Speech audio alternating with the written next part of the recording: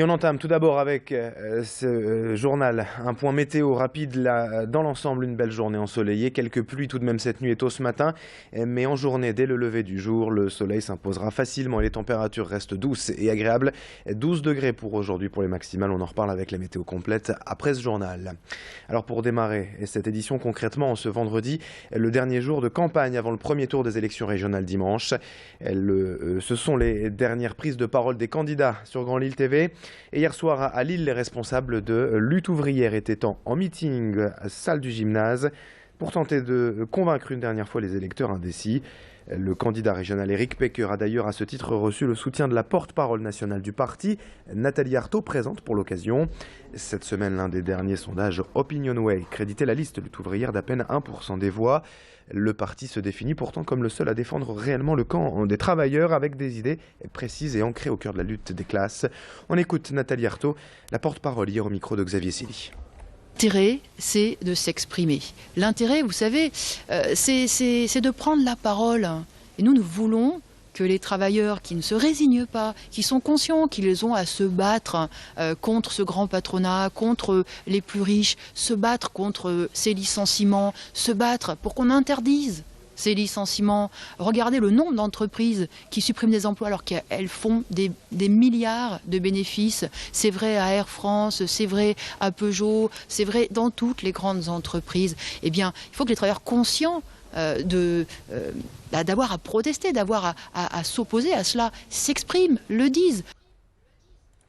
Alors pour évoquer aussi concrètement cette élection régionale dimanche, après vous avoir présenté cette semaine les enjeux du scrutin en évoquant le rôle, les missions et les domaines de compétences du Conseil régional, il faut aussi savoir et rappeler comment on sera élu l'Assemblée dimanche. Il suffit en fait de parler d'un suffrage universel direct à 2 tours au scrutin proportionnel de liste pour ne pas tout comprendre.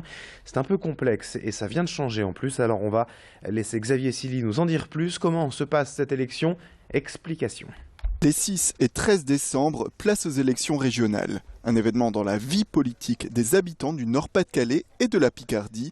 Ensemble, ces électeurs vont élire les 170 nouveaux élus de la nouvelle région. Une nouvelle région, mais aussi un nouveau scrutin. Le Conseil constitutionnel a validé en janvier dernier un scrutin à la proportionnelle, dit à la plus forte moyenne.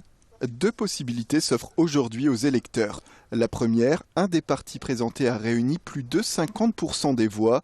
L'élection se fait alors en un tour.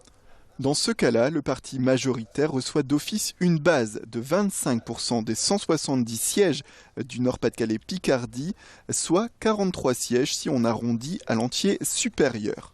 Cette liste majoritaire et les listes qui ont reçu au moins 5% des voix se répartissent ensuite en fonction de leur score, le nombre de sièges restants. Toujours à la proportionnelle, à la plus forte moyenne.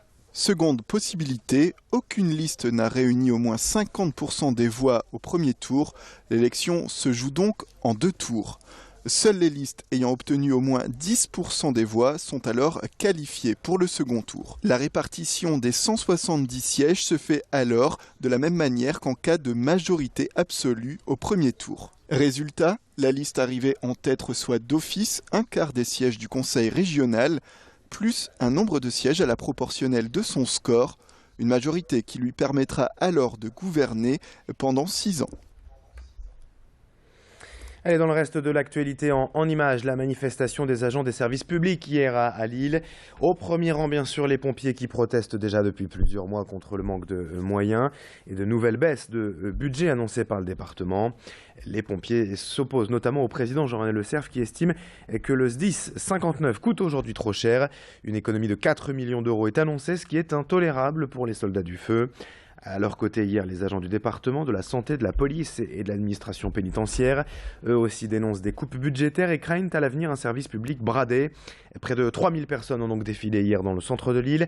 Louis Caillé et Clotilde Leguévac étaient sur place et on écoute ce responsable syndical des forces de police. Actuellement, on tourne à H24. Les collègues sont complètement épuisés. Ils ne peuvent plus prendre de repos, etc. Donc ça passe par une politique de recrutement. Ce qu'on déplore, ça n'arrive que maintenant. Ça fait des années qu'on le dénonce. Et là, on s'aperçoit que maintenant, on est au pied du mur avec les attentats, etc., l'état d'urgence. Et on n'arrive pas à assurer correctement nos missions parce qu'on n'a pas suffisamment anticiper et recruter du personnel suffisamment à l'avance. Et puis un peu de sport aussi pour finir ce journal avec l'agenda du week-end. Tout d'abord en football, en Ligue 1, le LOSC est attendu demain soir à Caen à 20h pour une confirmation de la victoire face à Saint-Etienne cette semaine. Attention tout de même, car Caen est l'une des équipes en forme du championnat. Les Normands sont actuellement en deuxième au classement. En rugby en Fédéral 1, le LMR se déplace à Limoges dimanche à 15h. En basket en Pro B, le LMB est à Poitiers ce soir à 20h. Et puis le choc du week-end, c'est en Ligue féminine de basket que l'on va le trouver. Le déplacement de l'ESBVA à Lille Métropole demain soir à Bourges, le champion de France en titre. Match à 20h.